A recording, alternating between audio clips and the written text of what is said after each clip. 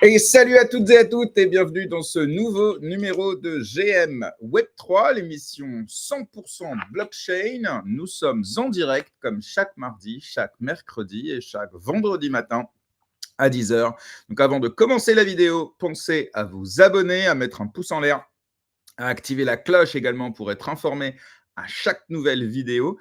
N'hésitez pas non plus à mettre un commentaire pour nous dire ce que vous pensez de l'émission et quel invité vous aimeriez que je reçoive dans les prochains numéros. Et puis comme on est en live, vous pouvez également dans le chat eh bien, nous faire vos remarques, poser vos questions. Voilà, n'hésitez pas, je relayerai tout ça en direct pour que ce soit interactif. Aujourd'hui, l'émission sera découpée en deux parties. Je reçois d'abord William Simonin, médecin, entrepreneur. Il a débuté dans l'IA avec Vivoca avant de cofonder des boîtes crypto comme Meria, Descoin, avec son frère Owen, que beaucoup connaissent sous le nom de Hasher. Et puis en 2021-2022, il lance Stada, une plateforme de production et de qualification de data pour IA sur Multiversix et plus récemment sur Solana. On va échanger ensemble longuement ce matin sur lui, sur son parcours, sur ses enjeux, ses échecs, ses réussites et ses projets, et aussi sa vision de l'écosystème. Mais avant de le recevoir, laissez-moi vous parler du partenaire de cette émission, l'école blockchain Alira, qui est tout simplement la première école blockchain de France, qui depuis 2019 a formé plus de 2500 personnes sur des cursus blockchain, IA. Sur la blockchain, ça peut être soit en tant que consultant, soit en tant que développeur informatique. Et sur l'IA, c'est pareil, soit en tant que consultant, soit en tant que développeur informatique. Alors, c'est très important parce que ces formations sont pour la plupart certifiées par le ministère du Travail. Donc, elle vous donne droit à un financement total ou partiel de la part des différentes instances comme France Travail, Mon Compte Formation, donc le CPF, la région, etc. Moi-même, j'ai fait ma formation chez Alira il y a 2 ans maintenant et elle ne m'a rien coûté grâce justement à ces différentes aides. Alors, si vous souhaitez tester la chose, ils ont lancé un module que je trouve très sympa. Vous avez le droit à 4 heures de formation crypto et 4 heures de formation IA. Donc ça, c'est complètement gratuit. Il vous suffit d'aller sur le site et de prendre rendez-vous pour justement accéder à ces formations. Donc pour ça, utilisez le lien que vous trouvez en description de la vidéo. Et puis voilà, prenez rendez-vous. Et grâce au code GRM100, en plus, vous bénéficiez de 100 euros de remise supplémentaire si vous passez ensuite aux formations payantes. Et puis, on aura peut-être l'occasion de se retrouver dans la formation, puisque parmi les dizaines d'intervenants et de formateurs professionnels de l'école, eh bien, j'ai la chance moi-même d'intervenir en tant que formateur sur les thématiques marketing Web3 et personal branding. Voilà, deux choses qui constituent mon activité par ailleurs. Donc, merci à Lira pour le soutien. Et puis, on va maintenant passer, si vous voulez bien, à l'invité du jour. Il n'est pas encore là. Ça y est, il est là. Il est parti, il est revenu. Normalement, on est good. Salut William, comment tu vas? Bonjour, très bien, très bien. Alors ouais, désolé, effectivement, j'ai eu des problèmes avec la plateforme, avec Restream, et aujourd'hui j'ai des problèmes avec Internet. Donc j'espère qu'on va pas trop être embêtés.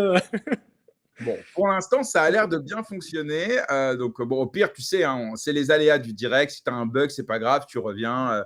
Il y a C'est pas les de... aléas du direct. Seul avantage de mon format, c'est qu'on a le temps, on n'est pas pressé. Alors, on était ensemble il y a quelques semaines de cela, tu t'en souviens sans doute, en anglais.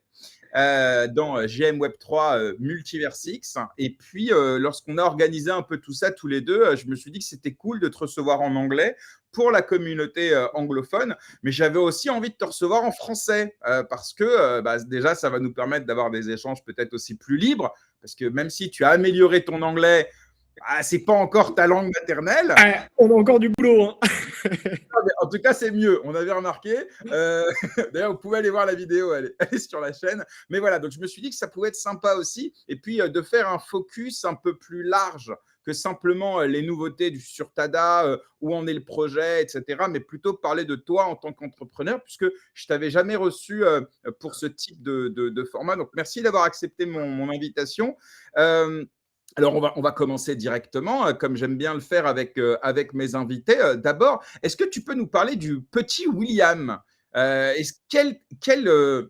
Enfant ou quel ado, et ça commence à faire un bail, ouais, Ça était, remonte. était quoi comme genre de gamin? Est-ce que tu étais plutôt un geek, un bidouilleur de bécane? Tu commençais déjà à faire de l'achat-revente pour gagner un peu de sous? Tu étais un mec qui aimait le plein air et te balader avec tes potes? Raconte-moi un petit peu. Non, c'était plus, on va dire, sportif. J'adorais l'adrénaline. Le type de profil qui bosse pas trop à l'école, assez logique, donc j'avais des bonnes notes sans rien foutre, ce qui énervait les profs. Alors, je viens de Corse à la base. Mon père étant dans le football professionnel, j'avais eu l'occasion de déménager à Reims, à Metz, etc. Ce qui est assez atypique parce qu'en fait, quand on est en Corse, tout est fait pour que tu restes en Corse. Et la première fois que tu quittes l'île, il y a quand même un... C'est pas agréable. Et tu dis, en fait, bah, je perds tout. Je perds tout. Donc, en fait, très tôt, j'ai été habitué par rapport aux amis que je côtoyais et que je côtoie encore, qui étaient en Corse. J'ai été habitué à déménager. Ce qui m'a en plus, ce qui a un peu renforcé un goût du risque que j'avais déjà, que ce soit dans le sport, j'aime tout ce qui est sensation extrême, ou que ce soit un peu sur la prise de risque en général, qui va en fait avec l'entrepreneuriat. Et qui a fait que voilà, j'avais vraiment ce côté-là en étant enfant, ado, qui était assez prononcé. J'ai fait de la gym, j'ai fait de la boxe, j'ai fait du breakdance, j'ai fait quand c'était la mode un peu les yamakasi, etc. À escalader des trucs. Des fois, c'était pas très malin. Est-ce que Mais, tu as fait de la mais voilà. tectonique? Non, non, non. Heureusement, j'ai réussi à passer outre ce. Parce que moi, Non, je non, me rappelle, moi, j'ai fait du breakdance. Je sais pas quel âge tu as? 32. Ok, je suis un petit peu plus vieux que toi. Moi, j'ai 37, bientôt 38. Et donc, quand j'étais au lycée, j'ai fait du breakdance. Et à l'époque, on a vu arriver la vague de la tectonique. Et je me rappelle, il y avait alors, ça n'a pas duré très longtemps, la vague. Elle a duré un an ou deux, hein. Mais je me rappelle qu'il y avait une petite concurrence entre les breakdancers et les tectoniques. Et en fait, tu as même des mecs de breakdance qui sont partis faire de la tech. Donc, c'était des traîtres, hein, tu vois, on leur parlait plus, tu vois. Mais on a vu ça et ils allaient évidemment. Après, Effectivement. mais donc, t'es pas tombé à ça alors. Ok. Non, non, non, non, non, non. Après, voilà, bah, en Corse, il y a eu un peu moins la vibe quand même que dans les autres villes, mais c'est vrai qu'il y a eu un été où c'était très fort, parce que je me rappelle. Ah ouais, ouais, Mais non, mais voilà, je suis pas tombé dedans, je suis resté. et tu as fait ce qu'on appelle du parcours, du Yamakasi Ouais. alors, ok. Et alors, parmi tous ces sports, dont certains un peu dangereux, tu t'es déjà pété un truc un peu vénère ou ça va, t'étais prudent? Euh, Rien de très violent. J'ai Ok. toujours réussi à m'en sortir. Après, j'ai déjà fait des conneries un peu différentes. Dans mon trip adrénaline, j'ai aussi passé le permis de pilote d'avion, dans lesquels je me suis retrouvé dans des situations où, par exemple, quand on fait du vol à vue, on n'est pas censé voler dans des très mauvaises météos ou au-dessus des nuages si on voit rien. J'ai déjà eu une panne dans des endroits où je ne devais pas être. J'ai déjà survolé des trucs interdits. Enfin, j'ai déjà fait des trucs qui auraient pu être très compliqués. mais, euh, Un mais peu casse-cou, quoi. voilà. Mais pour l'instant, voilà, je touche du bois. J'ai pas eu de. Ok. Et encore Mais, aujourd'hui, alors j'ai vu sur ton Instagram, parce que on se suit sur Instagram et de temps en temps je tombe sur tes réels, et j'ai vu que tu avais fait un peu d'avion, donc c'est-à-dire que tu continues un peu à faire ouais. cette activité en plein air, ça reste important pour toi de faire ça? Ouais, tout à fait. Ben, en fait, je passe entre 70 et 90 heures par semaine du coup à bosser et le reste du temps libre que j'ai, c'est du sport parce que bah, c'est important aussi pour la tête et pour le corps. Et bah, quand je peux, je vais chercher un peu d'adrénaline. Donc là, voilà, le boulot a fait que j'ai pas malheureusement pu dédier assez de temps à ce que j'aimerais bien faire dans l'aviation, c'est-à-dire attaquer la voltige. Qui, voilà, en termes d'adrénaline et de sensation, ça fait partie de ce qu'on peut trouver du coup très haut niveau. Mais voilà, ça fait partie de mes objectifs et de mes challenges que je me suis donné là pour les prochains mois, années. Ok, très clair. Alors, tu es le frère de Asher, de Owen. Et en fait, moi, j'aimerais bien savoir comment vous avez grandi ensemble. Est-ce que c'était plutôt sur une base de complicité, de rivalité là aussi, voilà, les William et Owen. Alors, est-ce que vous avez d'autres frères et sœurs? Enfin, et puis comprendre un petit peu comment vous avez évolué. On parlera ensuite de vos parcours respectifs, mais surtout, voilà, quand vous étiez gamin, vous avez 400 coups ensemble, ou vous étiez pas forcément toujours ensemble. Raconte-nous un peu. Il y a eu deux grosses étapes, on va dire. La première étape, jusqu'à ce que je quitte la maison pour aller à l'internat. J'ai fait en fait tout mon lycée à l'internat. Non, c'était vraiment rival. Alors, sachant qu'il est plus petit que moi, il a 4 ans de moins. Maintenant, il Euh, est plus grand en taille. J'ai vu une il est plus grand photo. en taille. Ouais, non, mais déjà, même enfin, assez tôt, il a été grand.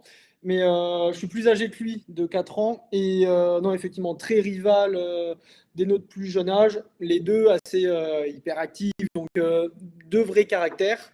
On était juste complices quand c'était nous deux contre les parents, en gros. Ou qu'il fallait se protéger parce qu'on en a pris certaines qui étaient méritées, mais par contre, dès que je suis parti à l'internat et qu'on a commencé à découvrir l'entrepreneuriat, les business, des idées, on va dire un peu plus adultes, là pour le coup, on fait un binôme aujourd'hui qui est extraordinaire. Ok, Donc, ouais, donc c'est on se ça. complète bien avec les mêmes délires, c'est vraiment. Ok, non, c'est intéressant, ouais. Bah, moi aussi, j'ai un petit frère et en vrai, ouais, je comprends cette évolution où au début, en fait, on grandit en opposition avec le côté un peu, l'un est un peu le modèle qu'on a envie de casser et l'autre se dit, bah, en même temps, moi, je suis le grand frère, donc je vais pas m'embêter avec un gamin. Parce que vous avez 4 ans de différence, c'est ça, tu dis? C'est ça. Ouais, aujourd'hui, c'est rien, mais quand on est très jeune, en fait, on le Ah ben, ressent quand t'es jeune. énormément. C'est Et pas la puis, même génération, quoi. et tout ce que toi, tu as mis des années de négociation à obtenir, avoir un scooter, etc., etc. Ah, le Lui, il a deuxième, il a été servi sur un plateau. Eh non, j'ai travaillé, moi. J'ai préparé le terrain, il n'y a pas Ouais, de. exactement. Bah, surtout le plus petit. Alors, je sais pas si, encore une fois, si vous avez d'autres frères et sœurs ou pas? Non, non, non, non, non, on n'est que deux. Ouais, donc c'est ça. Donc lui, c'est le petit dernier. Donc forcément, il a peut-être eu. Ouais, je comprends plus facilement ce que toi. Ok, d'accord. J'ai capté. Ok, c'est cool. C'est intéressant. Donc après, donc tu dis tu pars à l'internat. Après, parle-nous un petit peu de les études que tu as faites. Est-ce que tu es resté en Corse ou est-ce qu'après tu es parti qu'est-ce qui t'a amené finalement à Metz? Enfin, c'est quoi le parcours un peu académique, les études, tout ça? Alors, parcours académique, alors j'ai fait un bac S en Corse, ensuite je suis parti faire une école qui s'appelle Epitech, une école informatique Ok. à Nancy. Et également en parallèle, j'ai fait un master d'entrepreneuriat en informatique en Angleterre, d'où mon magnifique accent, comme tu l'as relevé. Ah ouais, mais c'est n'importe quoi ça. T'es pas resté Ah, assez longtemps ou t'as fait zéro effort? j'ai fait l'erreur de beaucoup de Français. Je suis arrivé du coup dans une coloc où les Voilà, noms de mes colocs c'était Pierre-Antoine, c'était Gaël, je suis tombé qu'avec des Français, je suis resté qu'avec des Français. Et voilà. Bon, j'ai après, compris. je regrette quand même pas l'expérience, mais du coup à refaire, j'aurais un peu fait différemment. J'ai pas Je assez vois. profité en fait de mes études, je travaillais énormément. Et comment je me suis retrouvé du coup, en tout cas à Nancy au début. Mon père avait signé du coup un contrat avec le FC Metz quand j'avais 10 ans. Donc on a une première fois déménagé à Metz. Et donc Metz et Nancy étant à côté. Et il s'avère que on s'est lié d'amitié avec nos voisins, sachant que nos voisins, donc un couple de l'âge de mes parents avait deux enfants, un qui a mon âge et une qui avait l'âge de mon frère. Donc on était à l'école avec eux. Je suis parti ensuite, enfin je suis retourné en Corse. Euh, à... Ouais, vers mes 17 ans, au moment où je passe le bac, mes parents me disent, bah écoute, l'année prochaine, tu veux faire des études, il va falloir gagner un peu d'argent, donc tu vas travailler cet été. Et je voulais pas travailler, faire un petit boulot du coup classique. J'ai dit non, je veux monter une première boîte. Et on m'a proposé de monter un. C'est la première entreprise que j'ai créée, c'était un camion, un food truck. Et donc je communique comme quoi je suis prêt à Epitech et je devais aller à Nice. Et j'ai un ami, donc le fameux ami que j'avais rencontré à Metz qui avait mon âge, qui me dit bah écoute, si tu vas à Epitech, j'y vais aussi. Mais plutôt qu'aller à Nice, viens à Nancy. Bon, je regarde déjà Nice-Nancy, je suis pas très convaincu sur la carte quand même, mais bon, je dis pourquoi pas. Par contre, toi, tu viens avec moi cet été, on va ouvrir un food truck ensemble. Donc, il est venu en Corse de moi, on a ouvert un food truck, ce qui a été une catastrophe. Et ensuite, du coup, on a été étudié à Nancy. Je pars ensuite en Angleterre, je monte ma première boîte, et le père de cet ami gérait en fait le plus gros incubateur de Metz, et c'est grâce à lui qu'on a pu lancer la première. Donc, comme quoi, du coup, c'est des rencontres qui ont fait en fait qu'on s'est retrouvé là. Puis bah, comme j'y étais, les premiers salariés étaient là. Mon frère ensuite m'a rejoint. Et là, on a 120 salariés du coup au Technopole de Metz. Et alors, Et on est resté là. d'où ça te vient ton envie précoce d'entreprendre? Tu viens d'une famille d'entrepreneurs ou tu as des modèles d'entrepreneurs à ce moment-là ou... Pas du tout. Mère artiste peintre, voilà. Père dans le sport. Alors, dans le sport à haut niveau, dans le foot, alors sachant que mon père a travaillé en Chine, en Afrique, en Belgique, dans beaucoup de pays, il y a quand même un mix de il faut travailler énormément. Parfois, même si tu as beaucoup travaillé, bah, tu perds le match. C'est pas toujours juste. Parfois, il y en a qui trichent. C'est pas toujours juste, mais c'est la vie. Par contre, si tu fais rien, c'est sûr que tu n'y arriveras pas. Donc, j'avais quand même cette culture. La vie, c'est le travail, c'est dur. Par contre, pour l'entrepreneuriat directement, non, moi, quand je me lance dans l'informatique, au début, je voulais améliorer le monde avec l'open source. Je voulais essayer voilà, de travailler. Donc, l'open source, c'est des programmes qui sont réalisés par les développeurs et qui sont mis gratuitement à disposition pour essayer de résoudre des problèmes. Et j'avais plein d'idées, je voulais faire plein de choses. J'avais bossé à 21 ans dans un centre de recherche à l'INRIA. J'avais beaucoup d'idées en tête. Et on va dire, le déclic qui a un peu changé ma vie, c'est un stage de troisième année. Comme beaucoup d'étudiants, on n'aimait pas chercher des stages. On attendait un peu que ça arrive, ou on attendait la dernière minute. Hein. Je suis fan des rushs. Et on reçoit du coup un email. Donc en fait, toute l'école, toute la promo reçoit l'email. Belle start-up au Luxembourg qui recherche des stagiaires. Ils recherchaient 10 stagiaires. C'était bien payé, logé, blanchi. Je vois le truc, une start-up de 5 personnes. Je lui dis, ouais, c'est un gros scam, on postule pas. Et la directrice de l'école nous dit, bah, écoutez, c'est pas un gros scam. La personne qui gère ça, c'est le plus gros succès d'Epitech. Cette personne s'appelle Charles-Antoine Bénet. Elle a vendu le data center le plus cher de France à Equinix. Et là, elle vient de relancer une boîte. Postulez si vous avez la chance de pouvoir y aller. Ça peut vraiment être extraordinaire. Et avec 2-3 amis, dont 2 à qui je suis encore associé aujourd'hui parce qu'on a monté pas mal de choses ensemble, on y va. C'est extraordinaire. On doit faire un système de sécurité pour data center et une intelligence économique. Enfin, franchement, c'était un très beau stage. Et lors d'un after work, je sors téléphoner. Et en sortant du coup sur le parking, je vois une super Aston Martin. Comme beaucoup de jeunes, j'adore les voitures. Et à cet âge-là, je commence à regarder à l'intérieur. Et j'entends derrière moi ce fameux Charles-Antoine qui me dit est-ce que tu veux faire un tour? Et je dis c'est à toi? Ouais, si possible, avec grand plaisir. Il a à peu près 30 ans ou 32 ans à l'époque. Je pars avec lui au Luxembourg et je profite de ce moment privilégié pour lui poser quelques questions. Et je lui dis mais Charles-Antoine, c'est quoi le secret? Comment t'as fait? T'as été le plus gros succès de l'école, t'as déjà monté 2 boîtes, t'as fait le tour du monde. Enfin, comment tu fais? Et il me dit, en réalité, c'est pas si compliqué. Je vous écoute, les jeunes, vous avez tous plein d'idées. Et je veux faire de la robotique, et je veux faire un site internet, et je veux faire une boîte, mais vous faites rien. Essaye vraiment de faire quelque chose. Je vais pas te mentir, tu vas pas y arriver. Réessaye. Tu vas peut-être pas y arriver, mais un jour tu y arriveras. Par contre, dépêche-toi parce que la vie, ça va vite. Et là, réaction, on va dire, de petit con, je lui dis, ouais, mais c'est facile pour toi. Tu es blindé, tu as des avocats, tu t'y connais au business, tu as du réseau. Il fait, très bien, tu t'es déjà fait ta liste de pourquoi tu réussiras pas. C'est bien, tu peux continuer à trouver des excuses ou tu peux vraiment t'y mettre. Et je me suis fait la promesse que la prochaine idée que j'aurai, je la ferai vraiment. De là, je change le module que j'avais pris pour mon master en Angleterre pour passer en mode entrepreneuriat. Et ensuite, j'ai l'idée de Vivoca. Et puis là, je me lance dans la première aventure qui était honnêtement pas du tout ce que j'avais en tête. On s'est pris des murs, mais c'est extraordinaire. Mais ça fait partie vraiment du move entrepreneurial, quoi. Voilà ce qui m'a vraiment donné le déclic. Ok, justement, c'est bien parce que justement, Vivoca, alors encore une fois, on est en 2015 quand tu fondes Vivoca, je crois, hein, dis-moi si je me trompe, mais je crois que c'est ça. Donc ça fait 10 ans. Okay, à l'époque, il n'y a pas de chat GPT, il n'y a pas l'intelligence artificielle telle que nous la connaissons et que nous utilisons tous aujourd'hui. J'ai retrouvé quelques passages télé à l'époque. Vous pouvez retrouver William, passage télé en 2015, très joli costume Bordeaux. Non, mais c'est surtout qu'à l'époque, j'imagine, il y a 3 auditeurs. L'IA, ce n'est pas du tout la tendance comme aujourd'hui. Raconte-nous un peu justement pourquoi l'IA à ce moment-là. Alors, je ne sais même pas si on parle d'IA ou de machine learning ou de deep learning, parce que je crois que le vocabulaire a un peu évolué entre-temps. Tu vas nous le dire. Mais surtout, pourquoi tu as fondé ça et comment tu finances au départ Vivoca, qui deviendra aujourd'hui un des leaders de la reconnaissance vocale en Europe?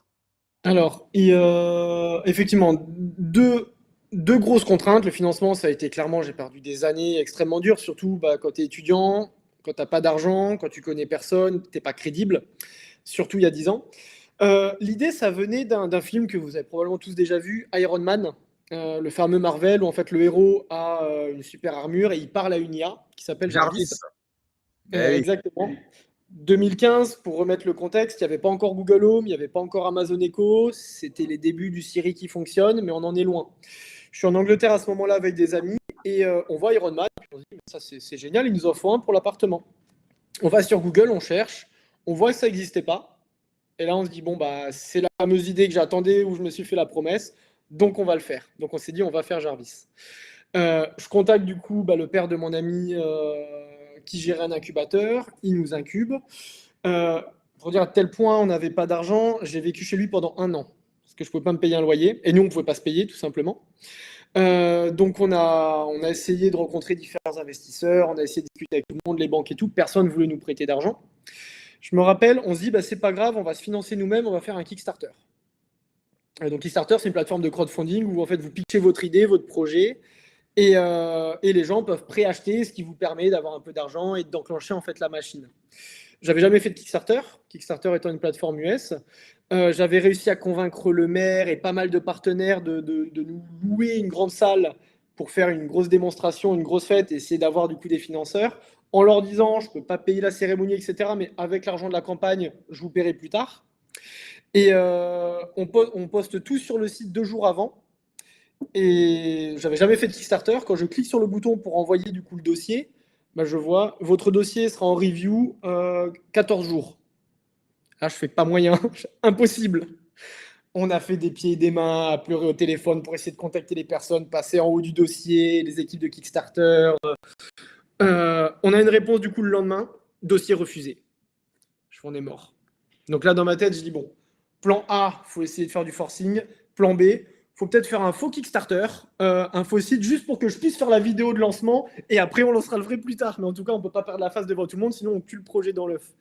En réalité, on a réussi à contacter les bonnes personnes. Ils avaient peur que notre projet soit un scam, donc on a dû leur prouver qu'on avait des prototypes qui fonctionnaient. Et à 3 heures près, on a réussi à se faire valider. En termes d'adrénaline, j'ai jamais eu un moment aussi fort. Enfin, c'était assez sympa. On a réussi à montrer en tout cas une traction. Mais qui ne m'a pas permis d'avoir suffisamment de fonds, donc je devais trouver des investisseurs. Et en fait, il y a une personne qui m'a tendu la main à ce moment-là. On était sur un petit salon du coup local, et je vois une personne passer qui devait avoir la soixantaine, 65 ans. C'est une phase très compliquée pour nous parce qu'on n'arrivait pas à clôturer. Et puis, moi, j'avais des associés qui, quand on ne peut pas se payer au bout d'1 an, 1 an et demi, certains ne pouvaient pas tenir comme ça encore longtemps. Et cette personne me demande, Vivoca, c'est quoi, etc. Puis je pitch, mais sans trop de conviction. Et parce que pour moi, c'était une personne qui passait par là, c'était un curieux. Et je vois du coup le directeur de l'agence de com avec qui je bossais qui me regardait de loin, et il vient voir un brief. Alors, comment ça s'est passé avec Jean-Daniel? Je fais Jean-Daniel, il me fait lui.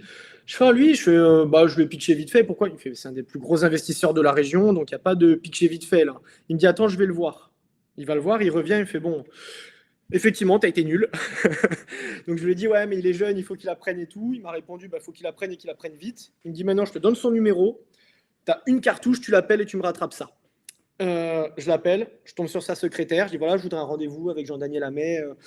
Elle me dit, non. Je dis, écoutez, je suis un cousin, c'est hyper urgent, donc je veux un rendez-vous avec lui. Par chance, elle me le passe.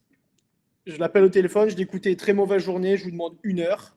Et il me dit, écoute, tu viens mardi à 15h et tu auras 15 minutes.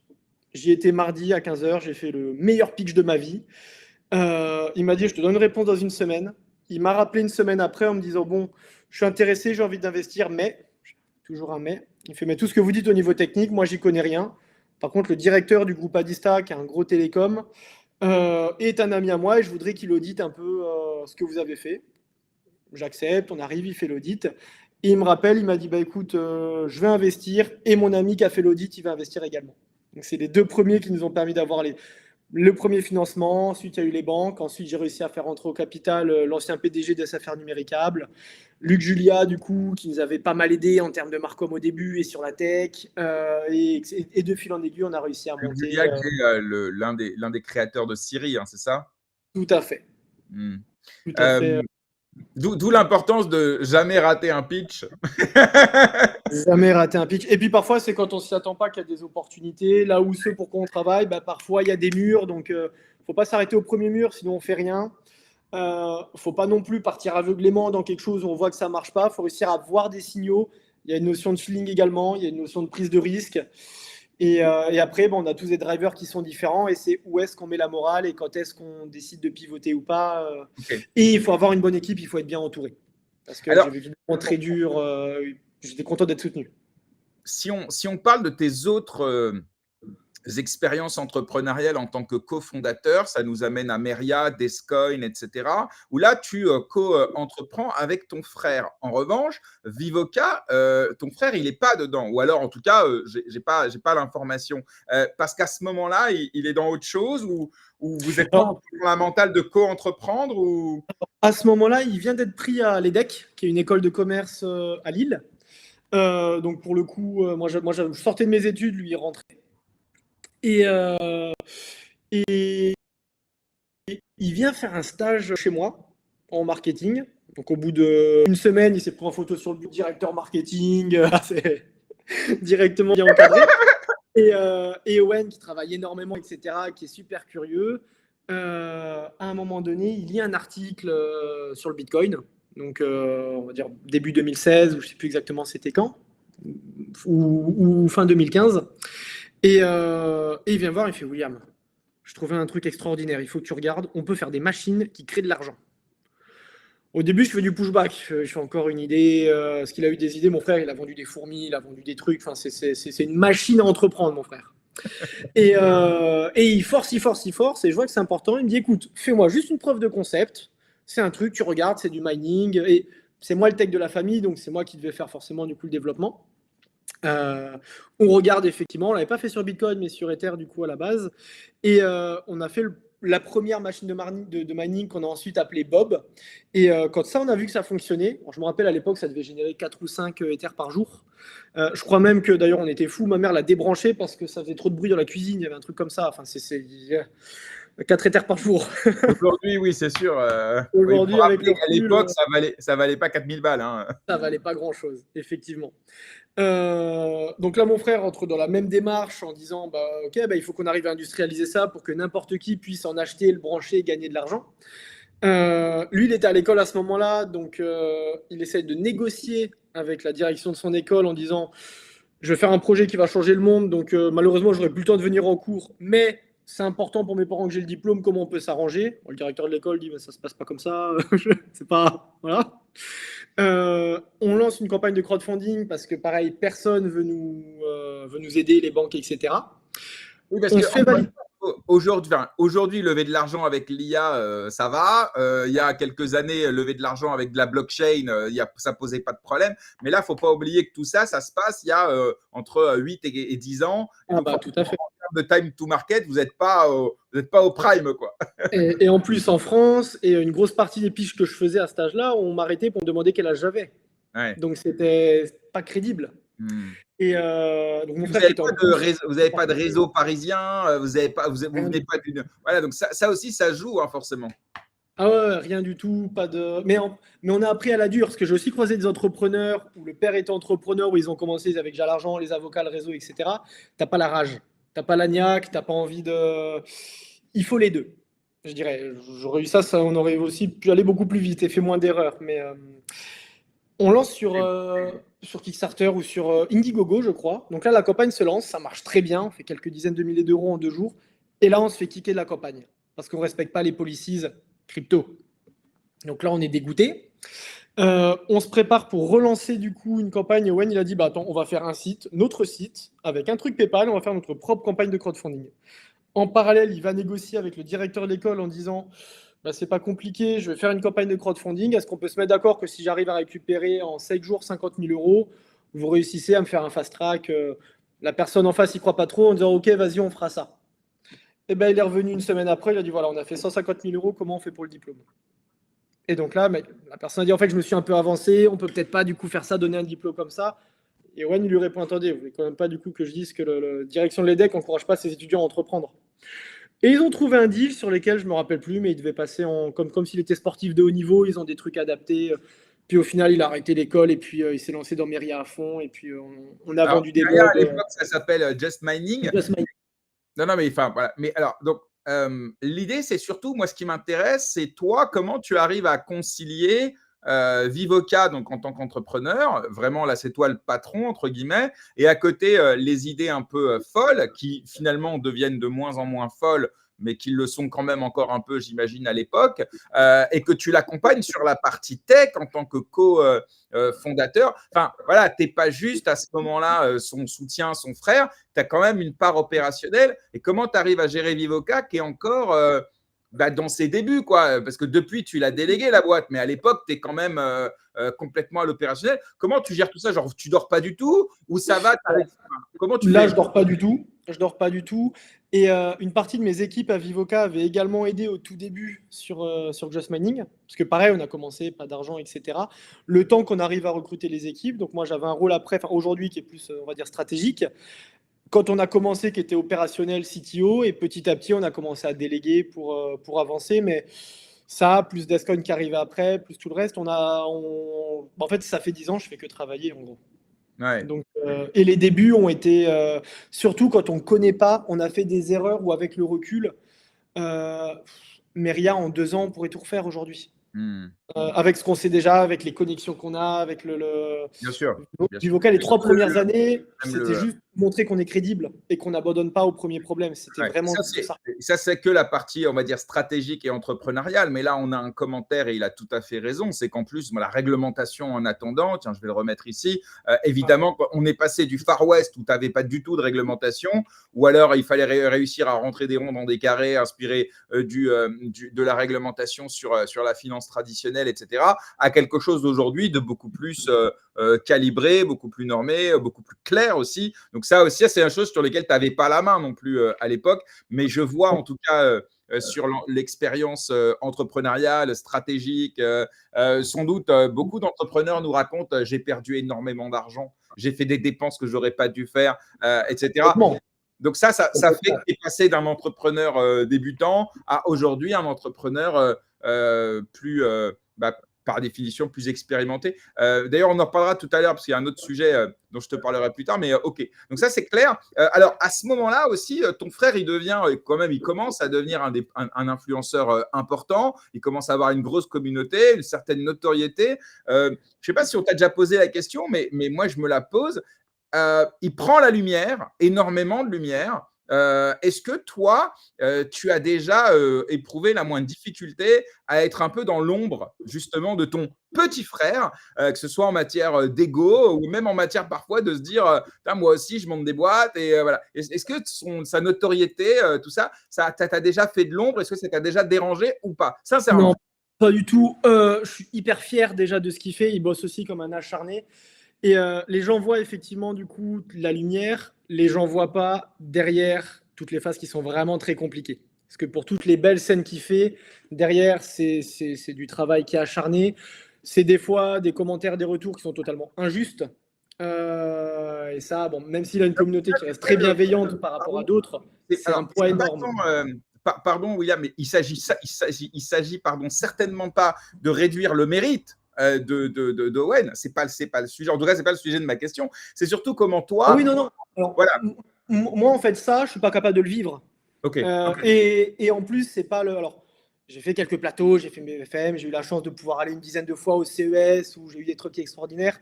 C'est hyper plaisant, mais moi, je veux créer. C'est ça, du coup, qui me plaît. C'est ça qui est bon. Owen a un don extraordinaire pour parler à des foules. On n'a pas les mêmes drivers. Et c'est ce qui fait qu'en fait, on est extrêmement complémentaires. Donc, le seul point négatif qu'on a dans le binôme, c'est que naturellement, on est en France, on n'a pas eu le côté international. On aurait été né en Amérique, on aurait eu une portée sur nos boîtes, sur nos business, sur tous les problèmes qu'on a eu, qui auraient été, mais on aurait pu faire.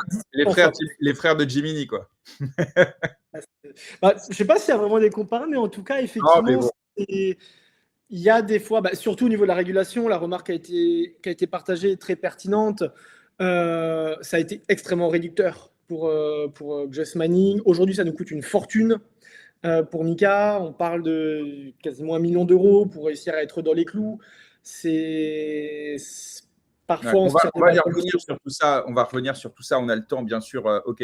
Non, mais c'est intéressant cela. Et d'ailleurs, on verra parce que par la suite, dans les dans tes différentes aventures, ton frère, il a pu être un plus, mais il a aussi pu être un moins. On verra tout à l'heure, on en reparlera, mais c'était intéressant. Alors, donc, on a Meria que tu cofondes, donc Just Mining à l'époque, et ensuite, on a donc Descoin. Donc, qu'on comprenne, Meria, c'est une boîte qui fait du mining au départ très matériel, je crois, et aujourd'hui beaucoup plus digital, je crois.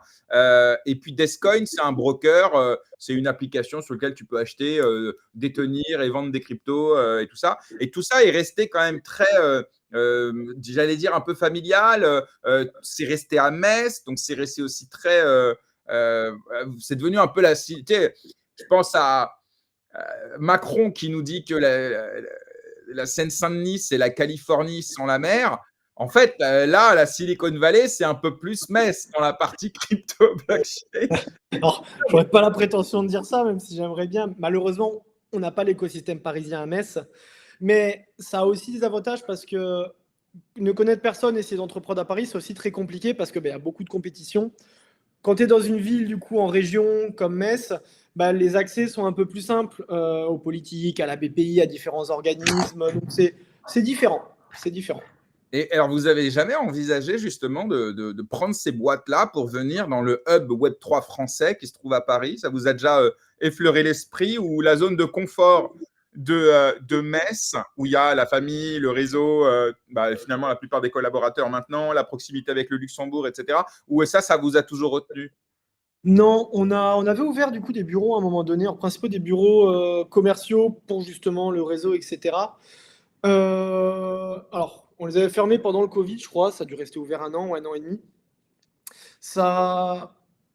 Alors, d'une part, je trouvais que c'était un peu réducteur parce que si on veut vraiment voir grand, le business, il est à l'international. À Paris, il faut faire partie d'énormément de cercles, etc. Et moi, j'aime pas le côté là. Owen l'a pas non plus dans le sang. On n'a peut-être pas su recruter les bons BD ou les bonnes personnes qui avaient déjà ces réseaux-là pour nous permettre d'accélérer. Donc en fait, ça a toujours été drivé par la demande, par la communauté d'ON et par les innovations produits. On a aussi fait déménager beaucoup de personnes. Moi, c'est pour ça, en réalité, on n'aurait pas les salariés. Vu les galères qu'on a eues, je pense que j'aurais délocalisé les boîtes. Mais on a été aidé au début quand on n'avait rien. On a fait déménager plus d'une centaine de personnes, certains venant d'autres pays à qui nous ont fait confiance avec leur famille pour venir à Metz. Aujourd'hui, c'est pour eux qu'on se bat.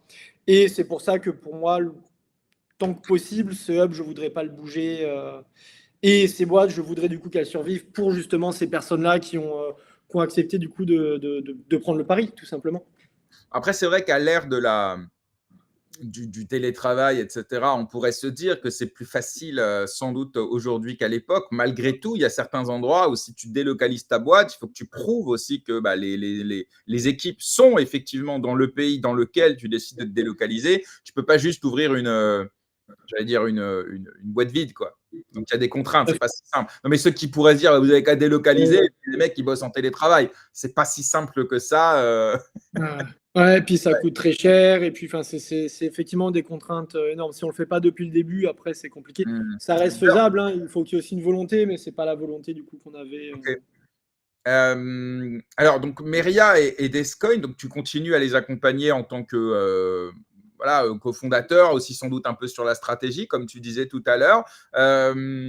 Tu as le temps encore vraiment d'être là pour ces entreprises-là, alors que tu as Tada, tu as Vivoca, alors que tu as un peu délégué, mais tu es quand même encore opérationnel. Comment tu gères autant d'entreprises en même temps? Est-ce que tu arrives à être bon partout? Est-ce qu'il y a des fois où tu te dis, ouais, sur cette boîte-là, j'arrive pas? Parce que, pardon, mais être dans la stratégie pour une boîte comme Meria, Descoin, etc., c'est pas juste, on te demande ton avis et tu dis ouais, pourquoi pas. Tu dois être en veille sur ce qui se passe, tu dois savoir, pour avoir un conseil qui soit affiné, tu peux pas Descoin, il décide de lancer une offre ou une autre pour donner ton avis et qu'il soit pertinent, ou même être en veille technologique sur les challenges techniques dont ils ont besoin. Enfin, tu dois être un peu quand même dans l'actualité de ce qui se passe. Est-ce que tu arrives à tout suivre? C'est ça ma question. Alors, en fonction des sociétés, on a des COMEX avec des gens qui sont expérimentés, donc pour le coup, ça tourne assez bien tout seul. En fonction du besoin, du degré d'urgence, je vais pouvoir passer plus ou moins de temps, mais ça reste pas énorme par rapport à mon activité du coup principale. Aujourd'hui, c'est Tada sur lesquels j'ai toute mon énergie. Ça va. En fait, j'ai pas une journée qui se ressemble. Effectivement, si toutes les boîtes ont un même problème en même temps, bah, effectivement, il faut regarder comment est-ce qu'on priorise. Et c'est pour ça, bah, du coup, je reviens au point que j'avais évoqué tout à l'heure, bien s'entourer avec des associés qui sont carrés, qui comprennent et qui, c'est vraiment le plus important. En fait, ce que je dis souvent, c'est que quand je monte une boîte, je veux pas construire l'équipe avec laquelle tout va bien se passer, on va faire 1 milliard. Je veux construire l'équipe avec, si un jour j'ai un problème, qui je veux à mes côtés. Parce que le pire, c'est quand ça se passe pas comme prévu et qui, en fait, bah, tu vois que t'es pas épaulé, c'est toi qui tires tout seul, quoi. C'est vraiment ça qui est compliqué.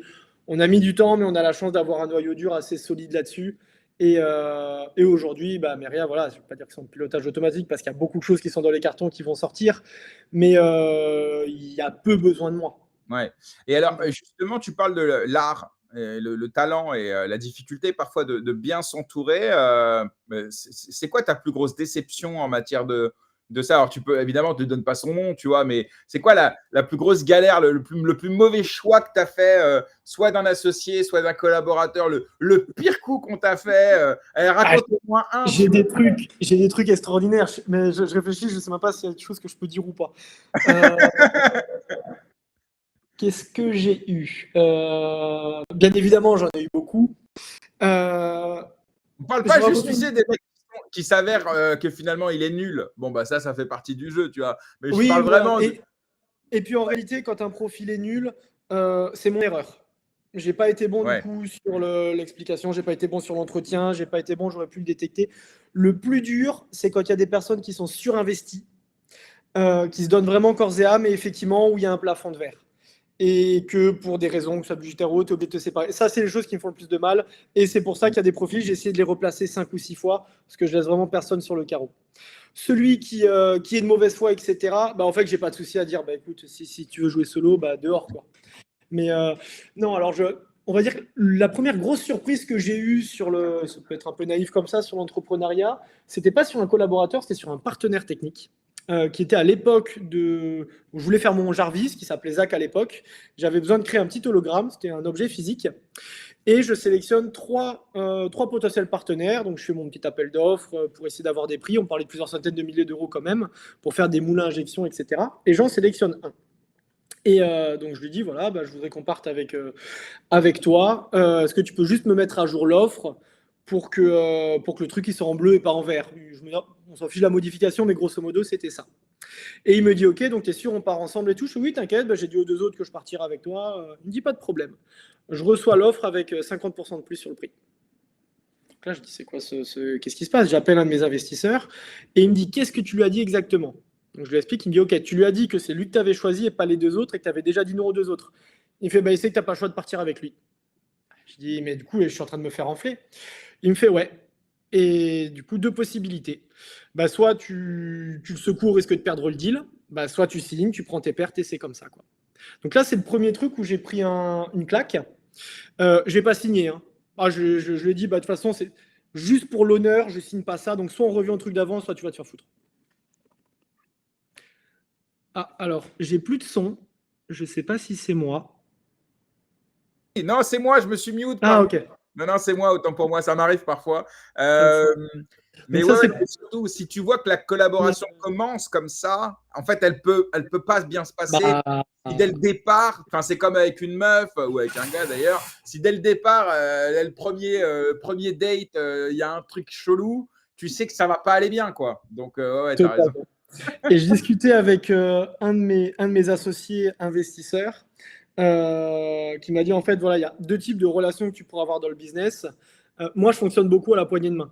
Je ressens les gens, si on veut faire un truc ensemble, je veux pas qu'on passe un mois à négocier, on est à peu près aligné sur le truc, on se serre la main et puis on part.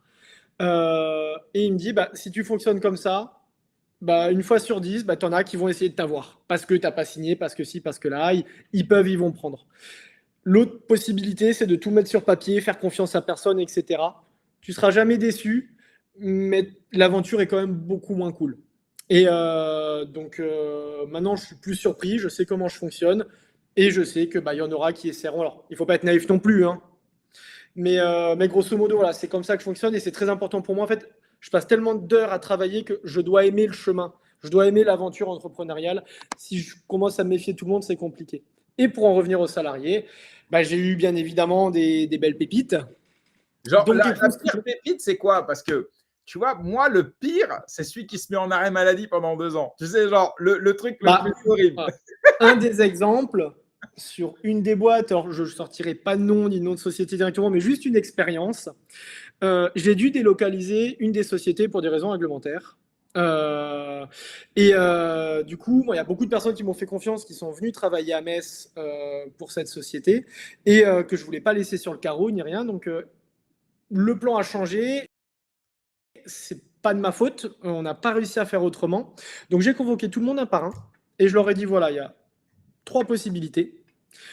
Vous venez avec moi. Dans cet autre pays, c'est une vie d'expat, c'est une aventure, on adapte le salaire, on essaie de faire un truc pour que ça se passe bien. Soit vous ne pouvez pas ou vous ne voulez pas, et ça, c'est pas à moi de juger. Je vous garde même salaire, même poste sur une autre des sociétés dans les mêmes locaux. Soit, parce que bon, après, j'ai pas de baguette magique non plus, bah, on fait une rupture conventionnelle avec une prime et puis on se sépare comme ça. 90% ou 95% du coup sont venus. Ah ben, il y en a un, il a réussi à se mettre en maladie. Hein. Choc émotionnel. Ouais. On va pas se mentir. Tu parles de Tada parce que dans la version anglaise de l'interview, tu as dit que tu parlais de Tada, que tu as délocalisé aux Émirats Arabes Unis. Non, mais voilà, on va pas. Mais on n'a pas dit non. Et ça, c'est vraiment. Ça a été une déception. C'est où je me suis dit, mais tu veux tout bien faire, tu es vraiment transparent. Normalement, la bataille, elle se fait à l'extérieur, elle se fait avec la concurrence, elle se fait Quand il y a des choses comme ça, des fois, j'ai envie de dire, ouais, c'est bon. Après, c'est une mentalité qui est quand même très française, hein, mais je trouve que c'est dommage. Je trouve que c'est dommage. C'est français parce qu'en France, tu peux le faire, alors que dans d'autres pays, tu ne pourrais pas. Je veux dire, l'arrêt maladie prolongé ad vitam aeternam pour des raisons plus ou moins justifiées, parce que tu as des arrêts maladie qui sont très justifiés et que c'est tout à fait normal que ça dure aussi longtemps. Mais quand c'est plus ou moins fallacieux, c'est parce qu'en France, on peut le faire, ça. C'est pour ça. Si demain, il y a plus de contrôle, plus de restrictions par rapport à ça, tu ne pourras plus. Donc, c'est ça qui est dommage. C'est que moi, j'aime pas ça m'ennuie quand à chaque fois on dit ouais, mais ça, c'est la France. En fait, c'est dommage que la France soit devenue ça, mais parce que réglementairement, tu peux le faire. C'est comme ceux qui sont au chômage pendant 2 ans parce que ils gagnent du temps.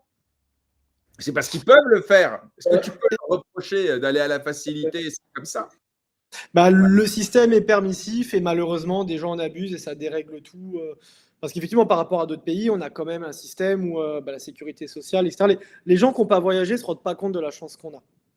Ça, c'est sûr. Et les gens qui ont voyagé disent, mais en fait, ce qu'on en fait, c'est vraiment dommage, quoi. Mais bon, c'est pas mon combat. Non, on est d'accord, mais bon, enfin, en tant qu'entrepreneur, le rapport de force entre le salarié et le dirigeant, il est au cœur de la plupart des relations humaines. Il y a le côté on se pousse les uns les autres, etc. Mais il y a aussi le rapport de force, que ce soit au moment de l'entretien pour le salaire, au moment du licenciement, au niveau de la hiérarchie. Donc, c'est normal, en fait. Je vois d'ailleurs que pas mal de gens nous rejoignent et merci à tous. Et n'oubliez pas de vous abonner sur la chaîne, que ce soit sur le Twitch quand vous nous rejoignez sur Twitch ou si vous nous regardez en replay sur la chaîne YouTube. Alors, on va arriver maintenant à Tada. Alors, donc, tu as raconté 1000 fois, donc on va aller vite là-dessus, mais passer de Vivoca à Tada, le lien était assez évident puisque tu avais besoin d'un Tada pour Vivoca. En gros. Donc, si tu peux nous résumer ça pour ceux qui n'ont pas suivi assez rapidement et ensuite on va avancer, mais pour faire la transition. Alors, pour notre fameux Jarvis, pour nos systèmes d'intelligence artificielle et de moteurs vocaux, on a besoin de développeurs qui vont créer du code et on a besoin de données pour entraîner Jarvis. Et ces données d'entraînement sont extrêmement compliquées à obtenir, extrêmement coûteuses. Et parfois, on achète des datasets. Moi, j'ai déjà acheté un dataset américain où quand j'écoute ce qu'il y a à l'intérieur, c'est des Indiens qui parlent anglais. Un dataset, pour que tout le monde dataset, c'est 1000 heures d'audio d'hommes et de femmes qui lisent des phrases et qui servent en fait à entraîner la machine. Et avec des mauvais accents, etc. Donc, on se dit, on connaît une technologie qui permet la traçabilité de la donnée entre une personne qui l'a produit et est-ce qu'elle est arrivée avec le check de la qualité. On peut imaginer créer une application qui permet de l'ouvrir à une communauté et de rémunérer une communauté qui va créer de la donnée, qui va nous permettre d'entraîner cette intelligence artificielle. Et tant qu'à faire, pas que pour nous, pour tous les autres de la reconnaissance vocale, et tant qu'à faire, pas que pour le domaine de la reconnaissance vocale, mais pour tout le domaine de l'IA en général. Ça a été la genèse du coup de Tada il y a presque 4 ans aujourd'hui. Ouais, c'est ça. Et alors, donc en gros, alors il faut préciser un peu l'aventure Tada. Elle n'a pas été simple, hein, évidemment, puisque vous préparez quand même. Il faut comprendre un peu les coulisses. Donc vous avez l'idée. L'idée, on a besoin d'un Tada. Bon, on va l'appeler Tada, ok. Ensuite, il faut la structurer. Est-ce qu'on fait un truc crypto, Web3, blockchain, etc. Ou est-ce que, comme Vivoca, on fait un truc pas forcément avec un token, pas forcément avec tout ça. Et il faut savoir qu'à l'époque, donc Owen est déjà au prime de sa notoriété, etc. Toi, avec Vivoca, ça se passe plutôt bien, tu n'as pas de galère. Enfin, je parle publiquement en tout cas. On a des galères et on en a encore, on en avait. L'entrepreneuriat, c'est vraiment comme ça, puis tout peut s'arrêter du jour au Non, mais lendemain. tu n'avais jamais été confronté à un mouvement communautaire important. Tu étais en deuxième ligne pour ce qui se passait sur Myriad, Escoin, etc. Et là, vous décidez, et je dis vous, parce que la première vidéo où vous parlez de Tada, vous êtes deux, les gars. Donc, c'est pour ça que je suis obligé de vous mettre vous, même si on sait que Owen, dans cette histoire, est advisor, mais publiquement, vous êtes deux sur le papier, que vous le vouliez ou non, d'ailleurs. En tout cas, c'est comme ça que vous êtes présenté dans cette première vidéo. Là, vous décidez de faire un token. C'était la première fois que les frères Simonin lançaient leur token. Alors, l'un avait déjà fait la promotion de plein, c'est le rôle d'un influenceur, mais il n'avait jamais lancé un peu le sien. Et toi, pareil, tu n'avais jamais lancé de token sur tes différentes boîtes. Comment vous prenez à ce moment-là le risque de se dire c'est bon, c'est le bon moment, à nous de lancer maintenant un actif numérique avec tous les galères et les risques associés à cela? En fait, le raisonnement, c'était vraiment pas de dire on va lancer un token, c'était de dire on va lancer un projet où la blockchain a enfin une réelle utilité, parce qu'on s'est toujours fait la promesse de, on en a accompagné des tokens, mais en étant de l'autre côté avec Descoin, avec Meria, avec Asher, Alash Consulting, etc. Mais on voyait pas vraiment du coup ce qu'il y avait derrière. Alors, et TLDR, quand on ouvre le capot, malheureusement, c'est pas beau ce qui. Enfin, j'étais dégoûté de voir beaucoup de choses qui se passent dans cet univers-là. Mais bon, ça, on va dire que c'est la vie. Mais là, on s'est dit, bah, il y a un vrai pain point, il y a un vrai challenge, il y a des fondamentaux techniques qui font qu'on peut être différenciant. Ça se tente. On n'avait pas de prétention particulière, je voulais juste réussir à résoudre un pain point. Et effectivement, bah, très rapidement, et ça a été ma grosse déception, toute la lumière n'a pas tourné autour du projet, mais autour du token, en fait. Et c'est là qu'en fait, on voit que bah, malheureusement, je pense que plus de 90% des projets Web3, bah, c'est.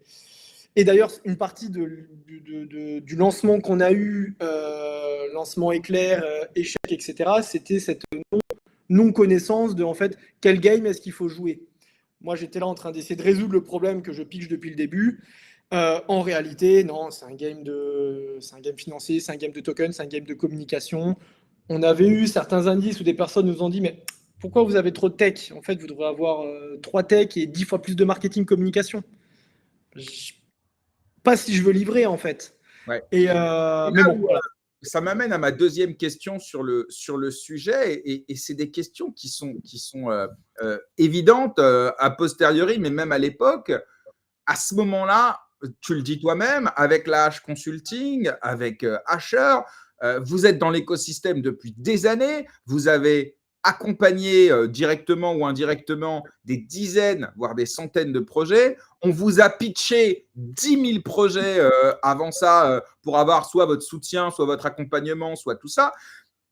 On se dit à ce moment-là, les gars, c'est les mieux placés pour ne pas faire certaines erreurs, pour réussir un beau lancement. Sur le papier, c'est la Dream Team, tu vois. Toi, au niveau de la tech, tu as cofondé Descoin, un broker, Meria, un des leaders du mining, Asher, pareil, en termes d'analyse de projet, de mouvements communautaires, de marketing digital, etc.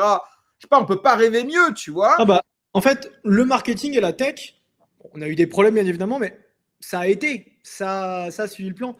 Ce qu'on ne pensait pas, c'est que 95% en fait de est-ce que ça se passe bien ou pas, c'est dans les mains du market maker, par exemple. Hmm.